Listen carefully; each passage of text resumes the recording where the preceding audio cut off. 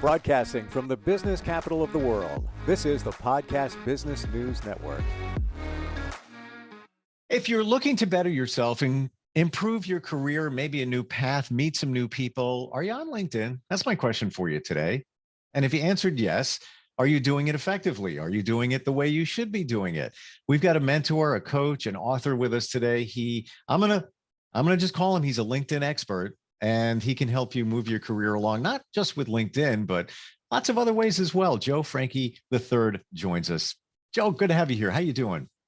Hey, I'm doing great. Hope it's a little cooler where you are. It's pretty hot down here in Houston. Let me check that. Actually, yeah, it's kind of cloudy here in the New York area and about 78, 79 degrees. Hey, good on you.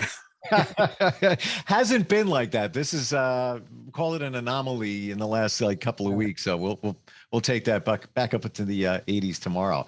So we talked last time we got together about LinkedIn, the power of LinkedIn, and how everybody should be on it if they care about their career and care about networking and connecting. When you hear about LinkedIn and people being on it, what's your first thought? Like, what's your first advice to somebody with that? My first advice, which catches them off guard, but it's always at the end, it's always my last advice as well. And if it's not on LinkedIn, you never, ever did it, period. It's almost what Lee Iacocca used to say back in the day, the car guy.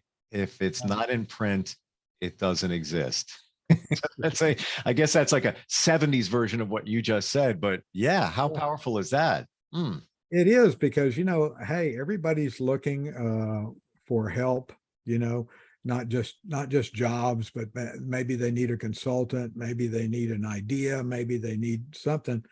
So one of the things that people do is they put a bunch of search words and do a search just like they do on Google, but they do it in the LinkedIn search box. Mm-hmm. And, they're going to get the first, 200 if they're, or whatever. And you can kind of work your way through it. If it's a bunch of people or things, hey, what is this? Well, maybe, you change your search a little bit, just like you do on Google or Amazon to get what you want. And you also help people who are looking to hire people. So it's coming straight from the source when we hear you talk about it. Yeah, I currently do executive recruiting. I don't chase it anymore, but I did it, kind of full time for 6 or 7 years. And that's where I really learned that, even executives, and I'm saying, 35 and above, the types of jobs that you're looking for, a lot of them are not published.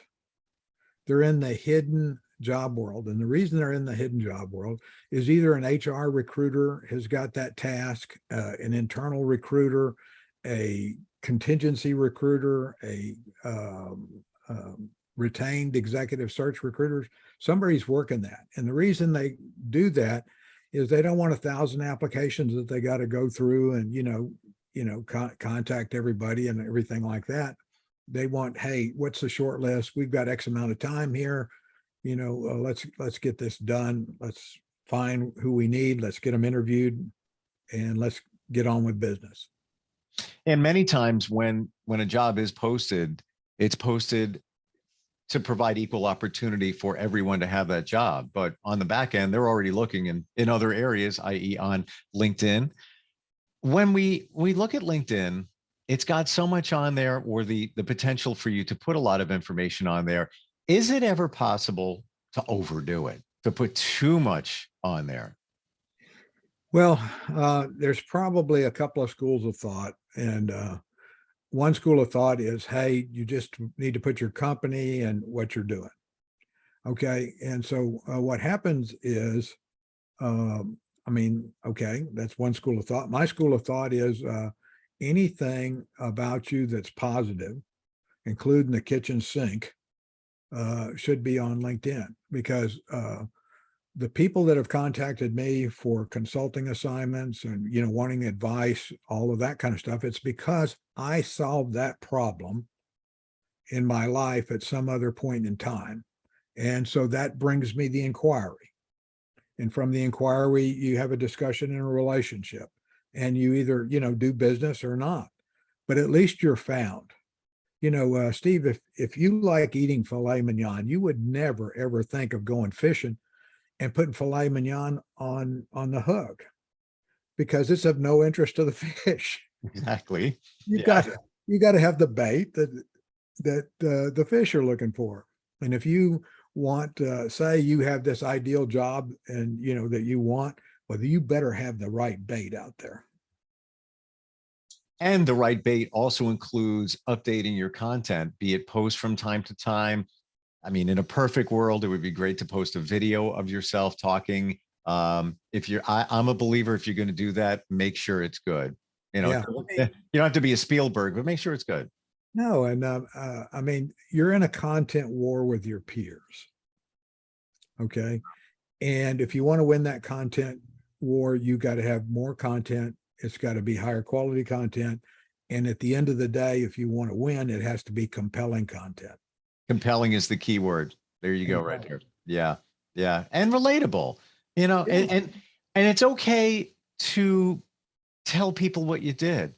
Let's say you did something very special. We all like to applaud other people, even those you don't know within your connections, because it feels good. Joe just did this. He just, helped raise, $2,000 at a car wash. That's okay too. Maybe it's connected to your business. It's got you have a volunteer section. And if you're volunteering, why wouldn't you want the world to know? Because I think I've learned a lot more about improving my skills from my voluntary efforts than I have from my work efforts. I'm on the board of the Girl Scouts in my area, in the New York area. And I love doing it. They asked me to do it, and I'm proud to say it, because whenever I do, it's a positive thing. Of course, people say, you're a Girl Scout. No, I'm not, but I'm on the board, and I love cookies too, but I love helping out, and that's all part of it. But maybe that also gets us into the emotional aspect of LinkedIn. Let's talk about that, where you can't see that emotional quotient on a resume. You don't. A resume is designed to be a snapshot, a black and white photograph, one time against a position specification or a job requirement.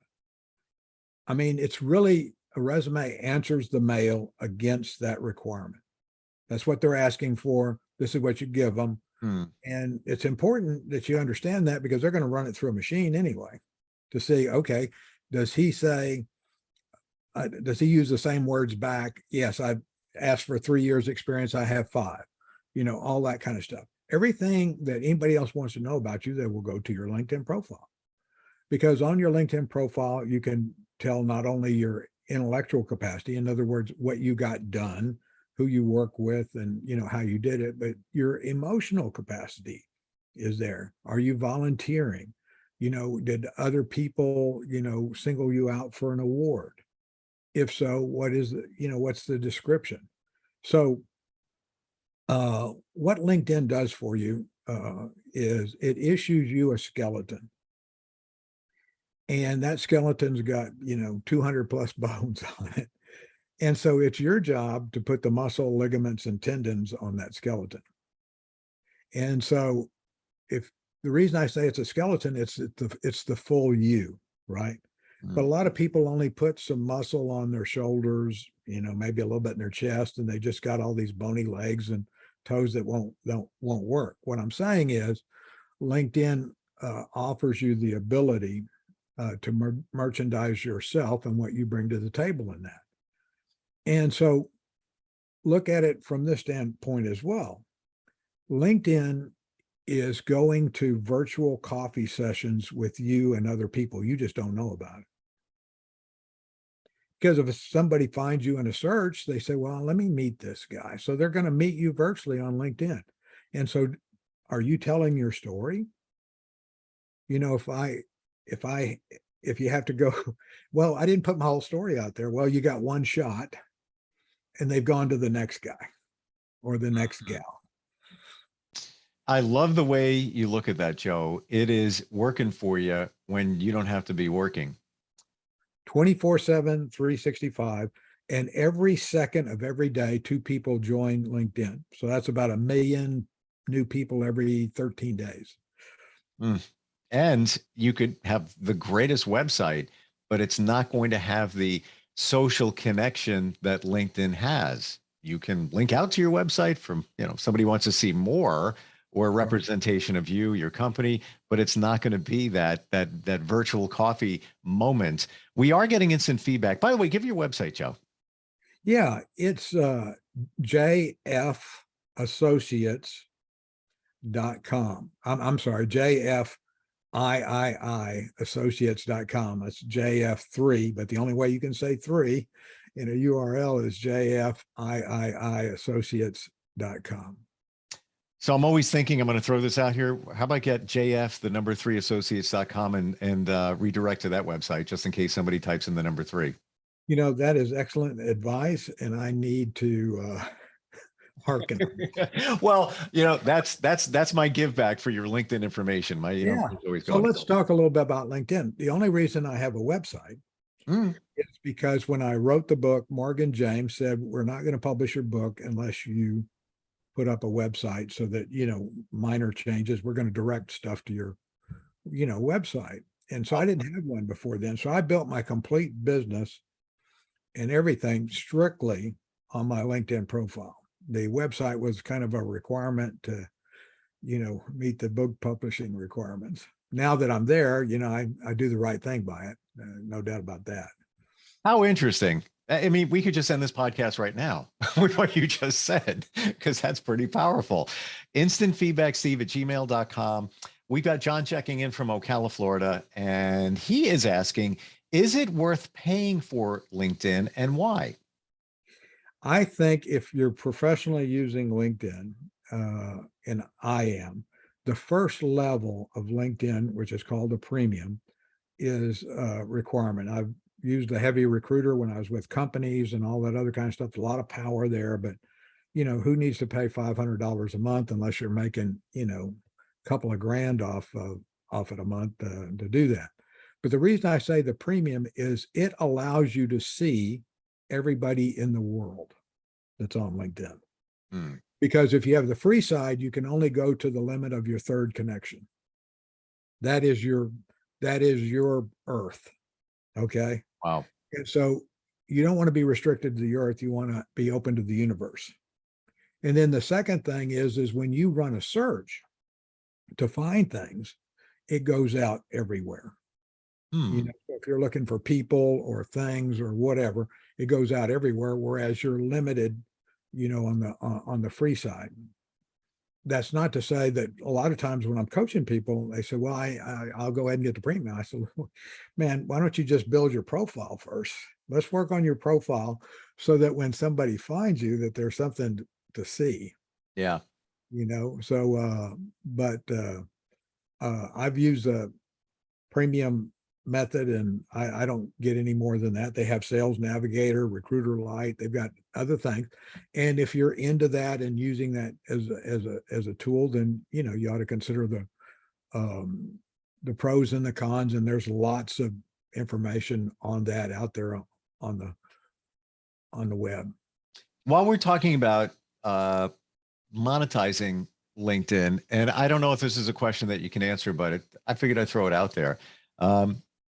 Is it worth advertising on LinkedIn? I know it can be pricey, and I know a while ago that they were very careful about the geographic area and where where your universe is. And of course, if you're going to advertise around the country, it's going to be really expensive.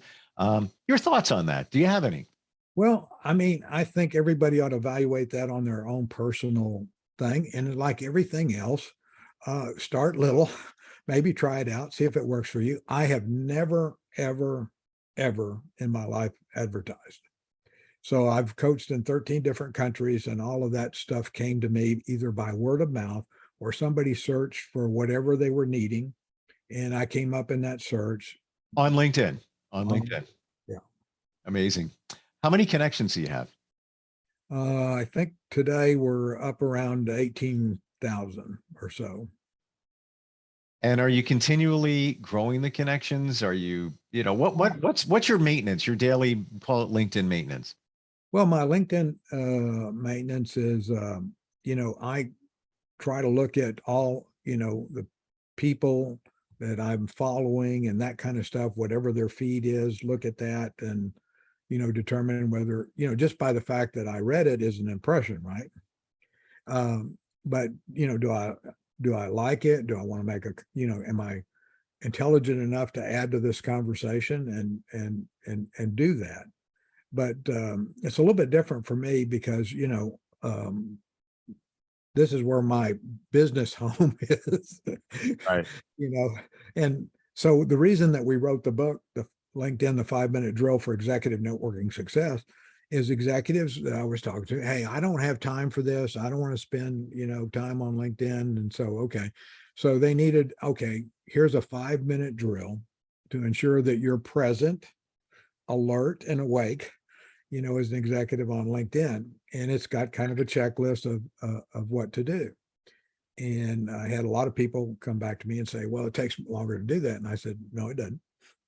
And I said, you just have to have discipline because you can't get off track. You got to follow the checklist. And I said, there's nothing wrong with executing a 5-minute checklist more than once a day.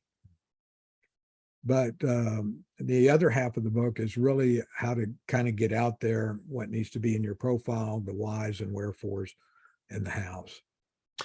What would you find, Joe, as a mentor, coach, and author, biggest mistakes that people make when it comes to LinkedIn? I'm talking about people that are active. Let's say they made the decision, I'm going to get on there. They've been on, let's say, for a while. What would you say are some of the things that people should be mindful of or maybe doing wrong? Well, the most important thing is if you're going to learn to if you're using the tool, there's one thing just to be out there, right? This is me, this is who I am, so I can be found. If you're going to use the tool to network and navigate, then you ought to learn how to use it. And even on my website, I have a bookshelf on LinkedIn. They're the best primer out there. If you don't know squat about LinkedIn, that gets you started. And then our book assumes that you know the primer information, and we're talking about how to apply that information. So I look at LinkedIn as 101, 201, 301, 401, 501, 601. There's PhD level LinkedIn. But to get what you want on LinkedIn, all you need is the cusp of like 301. So you don't have to be a rocket scientist in it, but you need to know how the tool works and what have you. And the biggest problem that I see is people out there with LinkedIn, they think they know what they're doing. So they're trying to do brain surgery with a sword, and it just doesn't go well. But if you learn how to use LinkedIn, you can use it like a scalpel.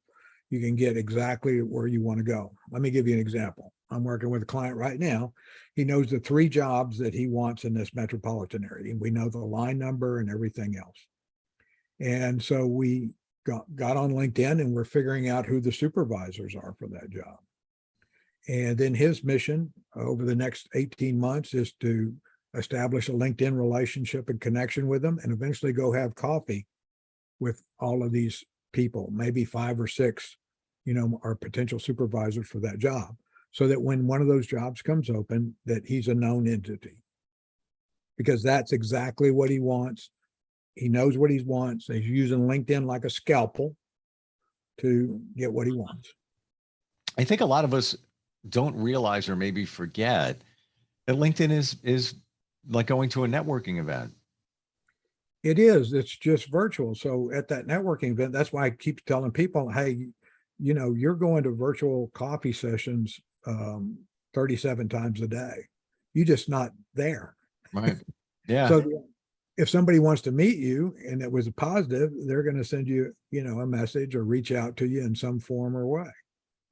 It's almost as if you're sending your staff out. I'm going to send Jennifer to that networking event. I'm a little busy right now, so she's going to go handle it. She is actually my LinkedIn.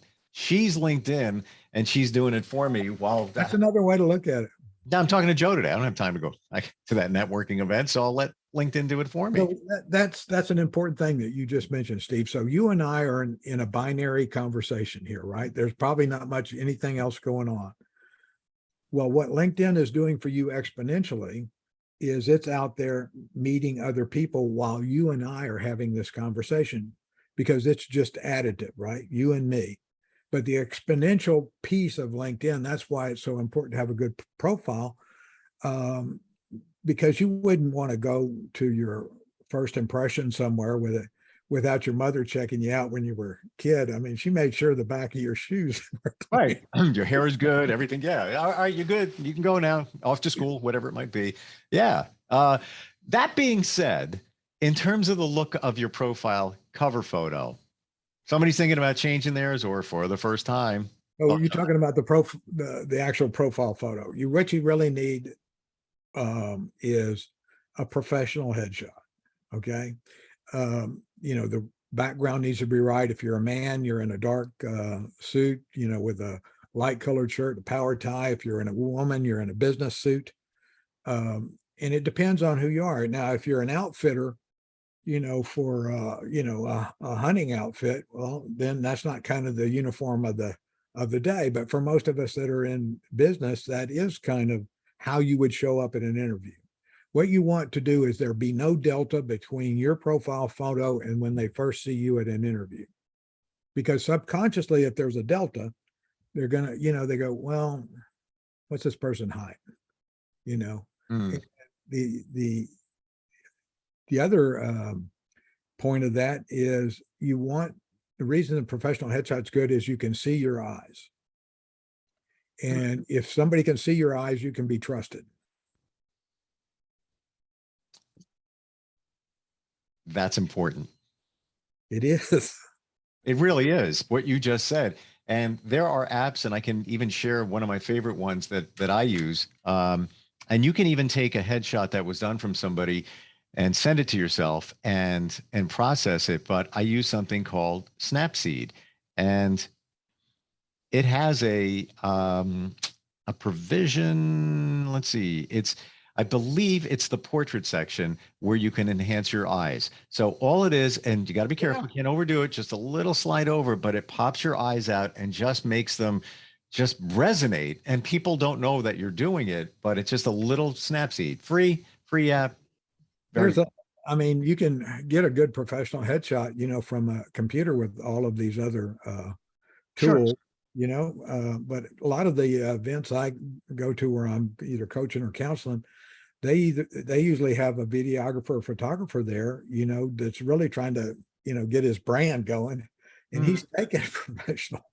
He's set up to do it right then and there at no cost. And to your point, if you ask people and friends down the line, you're going to find somebody like that. I found somebody like that. Didn't even charge me to do. We went to a park. Outdoor lighting is usually premium if you got it just right. Maybe a cloudy day, kind of hazy, it's good. He took a bunch of shots of me in all different, and I can use him for anything. And then I just promoted him on my website and talked, and now he's the go-to guy in my area. So yeah, one hand can wash the other. You can help each other out. You just got to network, and we're just about out of time. When it comes to networking, should you be, all right, let me rewind on that. Algorithms. I want to go there right now. Everybody, Facebook, Instagram, algorithms exist. If you put content out there and it resonates and people comment on it, it's going to allow the platform, LinkedIn, Facebook, to show it to more people because they want good content. They want people to be looking at stuff. Any thoughts on that? Any words on that? Yeah. So, if, LinkedIn allows you to post, you can post things and, be a contributor. It's not the place for the pictures of your kitten and your dog, and so, and they've been pretty good about cleaning that up, as an institution. But the key to that is just, you want to be professional. It's trying to be the professional, network. And it's growing so fast that, it's almost trying to control it and keep it professional requires a pretty good sized staff and effort. Right. So tell everybody the book that you wrote about LinkedIn. You gave the title before. How can we get that book? Let's go there. The book was published by Morgan James, so it's on every outlet. It's not physically, in the stores, but it's on Target online. In fact, on my website, I have buttons for Amazon, Books A Million, the independent bookstores, every place that it's carried that I know. I've tried to put a button out there. So whatever your favorite place, I hope it's there. But we're 4.9 out of 5.0 on Amazon as far as ratings go. So we're doing well. The book is a 1-hour read. 1 hour. I couldn't believe I had to pay somebody to get it certified. It's a 69-minute certified read. Wow. And all, it's interesting, all the work that went into the book, and somebody can read it in an hour. But that's the most important part, because we're in a fast world. I call it the Amazon effect. One button, done. I couldn't get an executive to read anything more than that. The idea was he's on a 1-hour flight and he can get it done. Yeah. Well, you know what? Guess what? I have a flight coming up this weekend.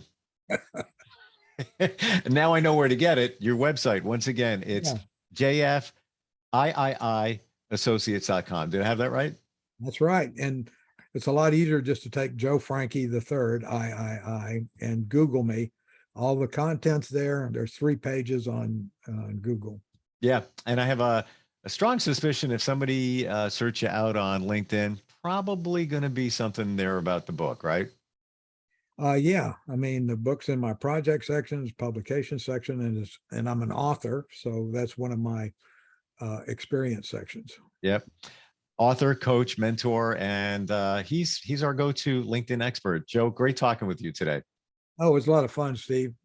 Are you looking for even more of the podcasts and hosts that you love? The Podcast Business News Network is proud to announce that you now have even more ways to listen live. Check out the MyTuner Radio, online radio box, and Simple Radio apps on iOS and Android, or find us online. Search for Business News Network on mytuner-radio.com, or search Podcast Business News Network on streama.com and onlineradiobox.com/US. Take your podcast on the go and don't miss a minute of the action.